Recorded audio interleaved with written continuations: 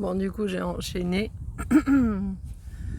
Donc, sur la deuxième séparation et le moment où, enfin, où on est dans le switch, parce que le switch, moi qui pensais que, allez hop, on switch, on est content, c'est pas ça. C'est pas ça du tout. En fait, c'est un peu comme si on est dans un immense tunnel, on rentre dans un tunnel et on voit strictement rien. Et enfin, c'est comme ça que je le vois, hein. C'est comme ça que moi je le perçois. Mm. Et c'est un moment où en fait on est vraiment tiraillé et c'est là aussi, durant ce moment-là où j'ai refait une nuit noire de l'âme, hein, donc voilà. Et en fait, on est tiraillé, mais c'est un combat contre soi. C'est vraiment moi, c'est comme ça que je l'ai vécu, c'est vraiment un combat contre soi, contre son mental qui revient parce que une séparation, c'est dur quand on vit avec son jumeau, hein, mais 2 séparations, c'est même pas la peine, hein. Il y en a beaucoup qui l'ont eu ça aussi et qui en fait se sont retrouvés, dans ma situation déjà parce que moi je me suis retrouvée, et je me retrouve toujours, hein, je suis collée par la sève, merde. Pardon, oh j'ai dit un gros mot, oh ben, c'est pas grave. Je suis sûrement pas la première ni la dernière, hein. Et du coup, c'est comme si un peu on se retrouve, face à soi, mais en fait on est que face à soi. Disons qu'avant on est dans, dans, dans, dans tout ça, dans tout ce cheminement que j'ai eu, j'étais souvent face à... Enfin, oh, c'est dur à expliquer ça. Lui, en fait, lui, notre autre, il est là, ou il est pas là, il fait des allers-retours, il fait ci, il fait là, enfin voilà, c'est ça, hein. Mais là, c'est soi avec soi.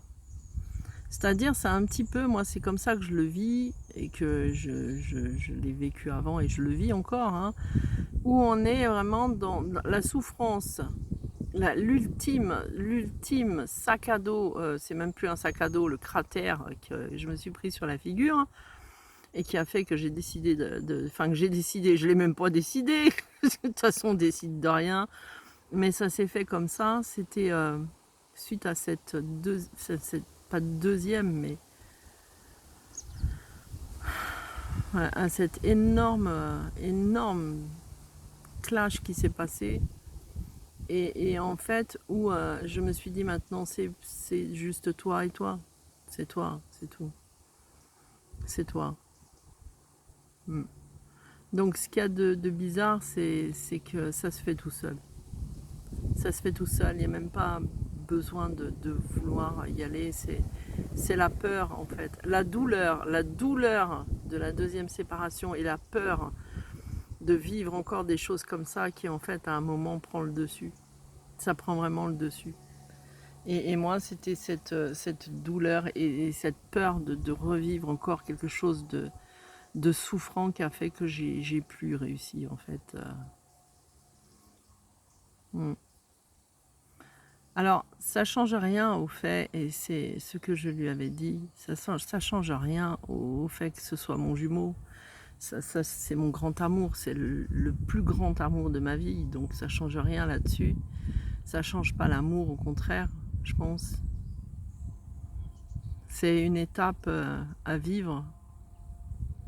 Je sais pas si tout le monde la vit, cette étape-là, j'en sais rien du tout. Franchement, je sais pas. Je sais que dans tous ceux que j'aide, beaucoup la vivent, hein. Enfin, certains la vivent, hein, à des degrés différents, suite à des deuxièmes séparations aussi.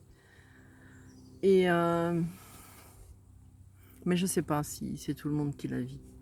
En tout cas, ce qu'il y a de sûr, c'est que on se retrouve vraiment à se protéger soi, mais c'est impressionnant, c'est impressionnant. C'est comme si en fait, euh, on s'enveloppe de quelque chose et on se dit non, non, non, c'est plus possible, c'est plus possible. Des fois, quand ils repartent dans ces énergies-là, c'est souvent par la peur. Moi, j'ai compris, enfin, j'avais vu, hein, je le voyais parce que je le voyais commencer à enfin, je l'ai vu, j'ai vu ce 2e pack, se préparer, tout doucement et les peurs qu'il pouvait avoir, en fait. Les peurs de, ben, de s'opposer comme ça, de s'opposer comme ça à ceux qui l'entourent, hein. Donc je l'ai vu ça, je l'ai vu faire, j'ai vu les choses se mettre en place et en fait, on peut rien faire. On peut rien faire. Moi, c'est dans ces cas-là, je me suis dit: «Je vais même pas y échapper», quoi. Je l'ai senti tout de suite. Donc j'ai senti tout de suite, je me suis dit: «Tu feras jamais le poids, tu feras pas le poids, c'est pas possible. C'est pas possible». Face à dans quand c'est les alliés, familiales, j'ai vraiment l'impression que c'est pire que tout, hein. C'est pire que tout. Et, du coup, bah, c'est ce qui a fait que avec tout l'amour que j'ai pour lui, parce que ça change rien, ça change jamais rien, je me dis, j'ai confiance en ma destinée en fait. Je veux que je veux avoir cette confiance, même si par moments c'est difficile, parce qu'il y a des moments qui sont très difficiles. Il y a des moments, intérieurement, on hurle. Et quand on libère, parce que là, je suis passée à la libération de transgénérationnelle, mes vies antérieures, où on découvre des vies antérieures, non mais laisse tomber, quoi. Ces libérations-là, moi j'ai eu une libération particulière, où je suis morte dans l'eau, hein, au fond de l'eau, dans une cage. J'ai compris pourquoi j'avais peur de l'eau et que je lui disais toujours: «Je suis sûre, je suis morte au fond de l'eau dans quelque chose, ou accrochée par quelque chose», je sais plus, mais et en fait, quand on travaille là-dessus, quand on travaille ses vies antérieures, tout ça, quand on voit tout ça, quand on est dans cette période de switch, c'est un travail pour soi continu, en fait. C'est une bagarre, mais c'est soit avec soi, en fait, main dans la main et on y va. Mais c'est très douloureux. Moi, quand j'entendais le chaser switch et tout le monde dire: «Ah, moi j'ai envie de switcher», mais faut arrêter. Arrêtez de vouloir switcher parce qu'il y a rien d'agréable là-dedans. Au contraire, je pense qu'il y a des personnes que je connais qui ont eu ça aussi, elles pourront vous le dire, c'est une horreur, c'est terrible de switch. On se tape une 2e nuit noire de l'âme, ce sont des souffrances horribles qui nous y amènent, mais vraiment horribles. On peut pas être content et de vouloir switcher. C'est comme tous ces gens qui nous disent: «Ah, moi je veux rencontrer ma flamme jumelle», mais mais à part à un certain niveau de parcours, quand on rencontre sa flamme jumelle, on se dit: «Mais c'est quoi ce bordel?» Hein? Mmh. Même si après on le voit plus comme ça, parce que même dans les périodes de switch, on le voit déjà plus comme ça. Mais c'est ça, c'est une souffrance en fait, et on le décide pas, ça se fait tout seul. Moi, ça s'est fait tout seul. C'est la souffrance qui a été tellement, tellement, tellement forte que ça s'est fait tout seul. Et après ça, là, je commence à sortir des peurs un peu quand même. Des peurs parce que, ben, je grandis chaque jour. Je grandis chaque jour, je change, je vois les choses plus de la même manière, voilà, j'ai de plus en plus confiance en moi. C'est pour ça que je me suis décidée aussi à faire mes vidéos. J'ai plein d'autres projets aussi. En plus, moi, j'ai ma boutique en ligne, hein, j'ai ma boutique en ligne, j'ai des préparations de choses, d'ouvrir un groupe d'entraide parce que moi, je me suis retrouvée, quand je me suis retrouvée seule, et c'est pas de sa faute, hein, c'est pas ça que je dis, mais quand je me suis retrouvée seule, je me suis retrouvée seule, femme, une femme seule dans un lieu où il y avait énormément de choses à faire. Et puis notre, mission d'âme, c'est aussi d'aider les autres. C'est avant tout d'aider les autres. C'est avant tout de grandir soi, d'évoluer pour soi. Dans cette période de 2e séparation,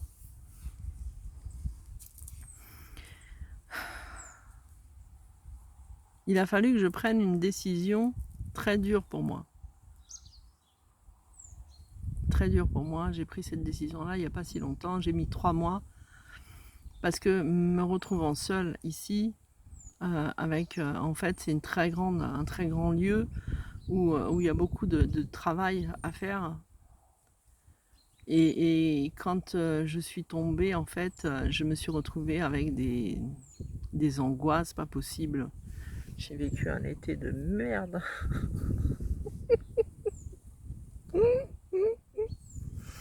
Un été de... Voilà.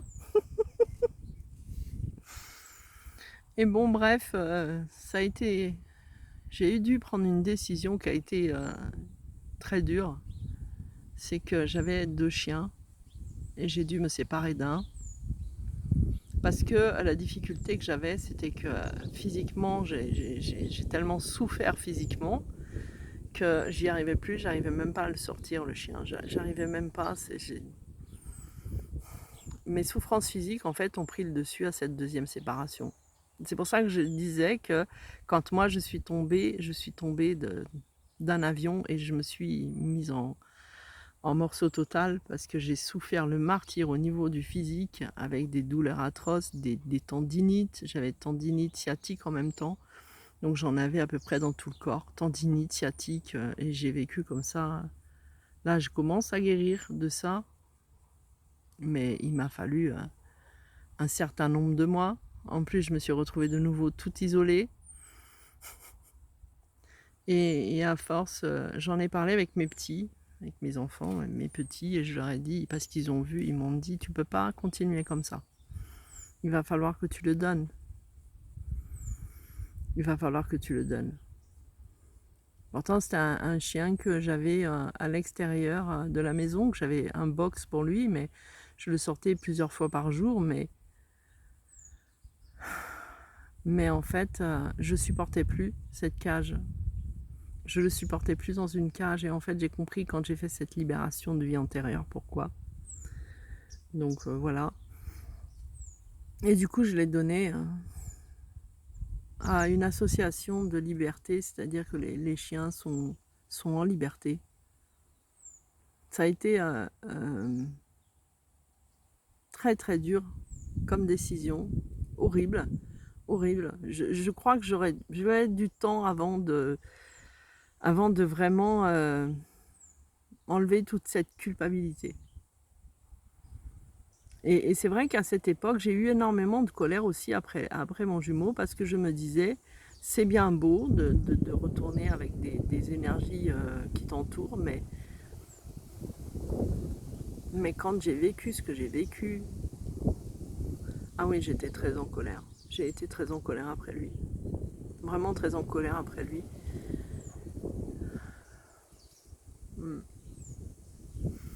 Et du coup, j'ai donné donc mon chien, j'ai donné à mon chien qui avait 1 an, quoi. Et à partir de ce moment-là, je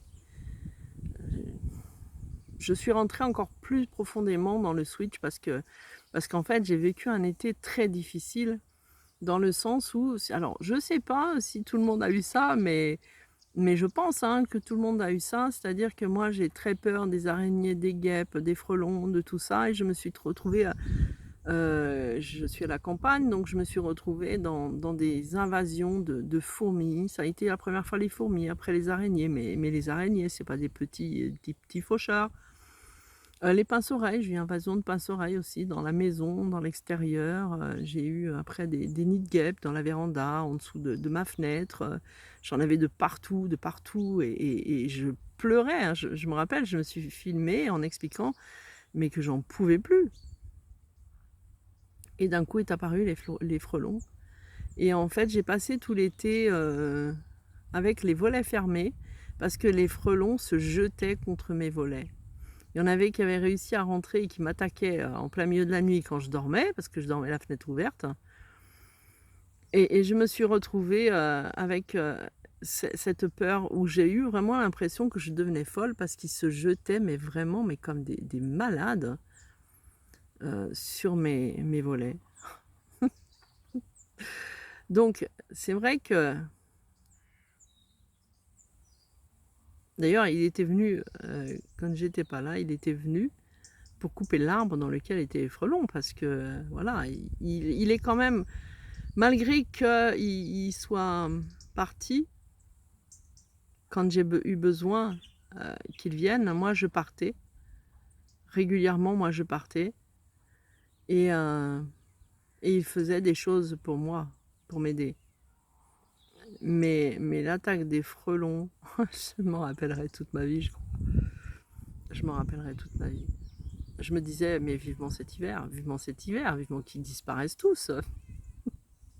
Bon, là, il y en a encore, mais je le vois plus de la même manière. Depuis, j'ai... Oui, Minou. Minou numéro 3. Oh oui. Mais... Et à ça, moralement, c'est ça qui est dur. C'est que déjà, on vit quelque chose qui est compliqué, mais en plus, on vit des situations hors de ce lien-là. Parce que le compliqué, c'est déjà la séparation. Moi, j'ai vécu des choses hors de cette séparation, à me retrouver entièrement seule avec des tas de difficultés, de trucs de fou, mais de fou. Mais en même temps, j'ai rencontré des gens très bien parce que j'ai eu de la chance aussi, parce que j'ai eu des associations qui m'ont, par rapport au fait de tous les chats, dont certains sont des chats d'extérieur, hein, des dons de nourriture pour eux, enfin... Parce que voilà, moi, du coup, comme tout le monde, j'ai perdu tout mon financier. À cette deuxième fois, j'ai perdu vraiment tout mon financier. J'arrivais même plus à travailler, hein. J'ai recommencé à peine, là, depuis il n'y a pas très longtemps, mon travail. Mais j'ai perdu tout mon travail, tout mon financier. Je me suis retrouvée... Je me suis retrouvée, mais dans la merde. Et voilà, et lui aussi, il a galéré, hein. Je le sais qu'il a galéré aussi. C'est pour ça que je dis toujours, en fait, on est tous les deux dans le même bateau tout le temps. Donc du coup, voilà. Je sais pas comment, je sais pas. Bah oui, toi non plus, tu sais pas. Je sais pas comment expliquer vraiment plus que tout ça, mais le switch que tout le monde rêve. Moi, je veux switcher. Non, mais faut arrêter. Faut arrêter. On choisit pas de switcher, hein, parce que moi, si j'avais choisi quelque chose, ce serait sûrement pas ça. Parce que c'est très dur. Le switch, c'est très dur. C'est... je sais pas comment l'expliquer, tellement c'est dur. Oui, oui, oh là là. Mais oui, Dana, c'est bon. Enfin voilà, c'est... Peut-être un jour faire une vidéo, peut-être plus tranquille,